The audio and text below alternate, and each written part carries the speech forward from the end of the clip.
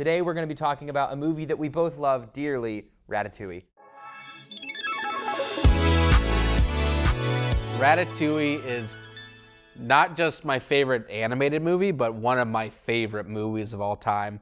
It just holds such a special place in my heart. It's a movie that everyone, I feel like our age, around our age, a little younger, a little older, just have such a strong connection with. So we want to talk about today just some things that we love about it, some ideas about the movie, and maybe some possible sequel ideas. Sequels are hot right now.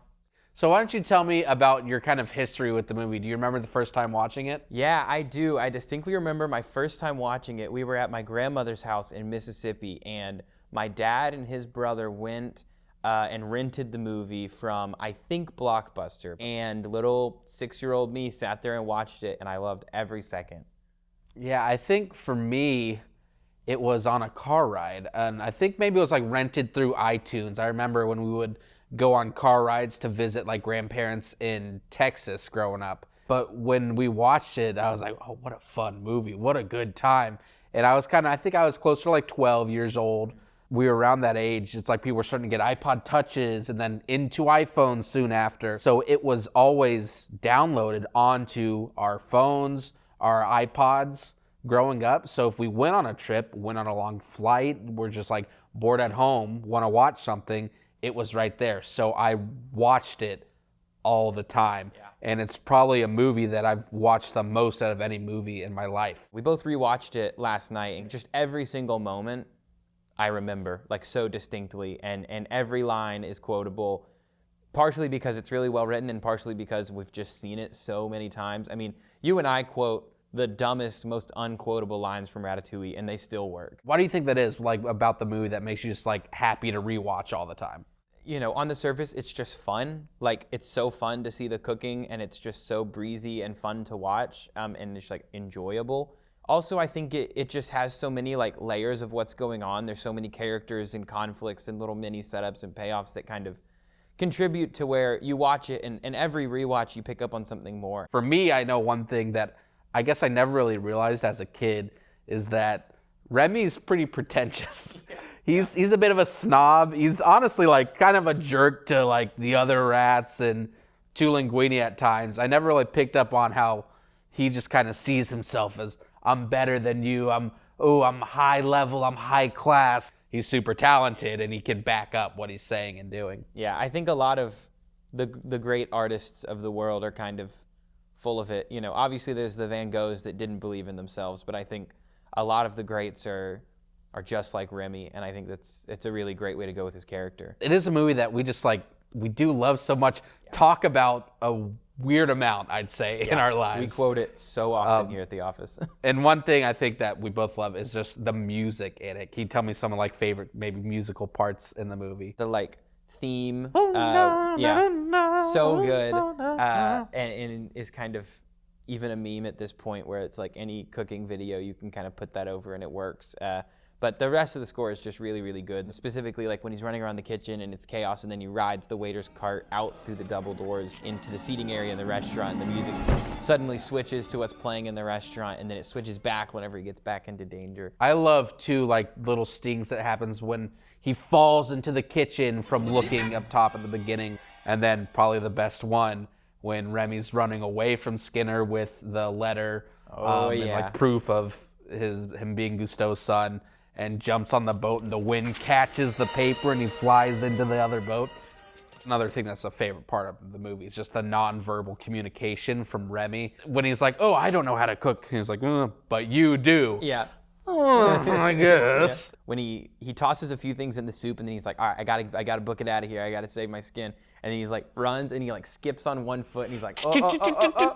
What is that soup? You told me it was... Yeah, we looked it up earlier. It's potato leek soup. It looks delicious. People have kind of followed what goes on in the movie and made recipes based on it, which I might have to try out, honestly. Another thing that like draws inspiration, Ego, when he takes the bite of the food, that classic camera going back, the kind of vertigo look, and it comes out of his eye. That's just something that we've kind of like, we haven't recreated exactly, but has been the inspiration for some of our dolly shots and our icy shoot in an animated movie. To do such a creative shot is so cool. One shot that really inspires me is when Remy, near the beginning, is watching Gusteau on the TV right before he finds out that Gusteau has died.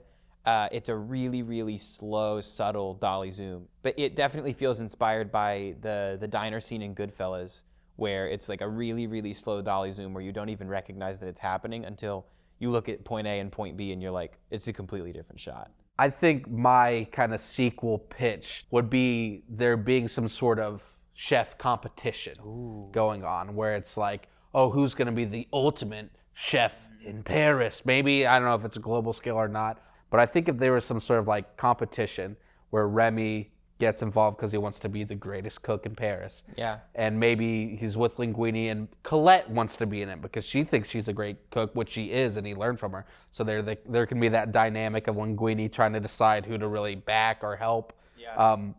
And then what I think I would love is having Skinner be the kind of main final boss in that competition because he never cooks in Ratatouille the whole movie, which is pretty interesting, being the sous chef of Gusteau takes over. You think you'd see him cook. Yeah. You have to assume he's an excellent cook to do that and to be in that position.